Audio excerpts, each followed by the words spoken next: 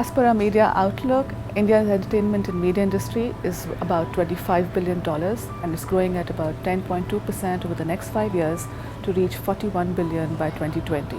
It's one of the fastest growing media markets across the world, and a large part of that is attributed to the GDP growth that India is witnessing at about 7 to 8% every year. One of the interesting features that the outlook brings across is the demographics in India. About more than 50% of India's population today is below 35, and that is having a huge impact on every aspect of the media industry, whether it's in the form of content creation or devices or the way consumption of media happens. It's really impacting, and companies in the media industry are having to sort of relook at the models in terms of how to service these youngsters in India for going further. One of the unique things about the way Indians are consuming media through their mobile is that it's mobile first. So if it's getting news content, it's not through the local newspapers, but it's through the mobile.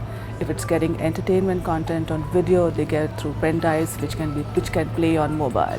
India's journey towards digitization through mobile is also reflected in the proliferation of social media. India has about 150 million Facebook users, second largest to the US, and 95% of those users access Facebook on mobile.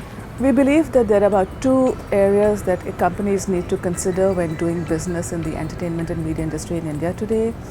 The first one is on regulation. Today's India regulatory environment is quite open, and automatic foreign investment is allowed in most sectors of the media industry. So that's good news. However, having said that, infrastructure continues to be a challenge area for India. Broadband connections in terms of wired and wireless connections are still very, very low. But the flip side to that is that most of the internet access is today through mobile devices, which is on the 3G and 4G platforms.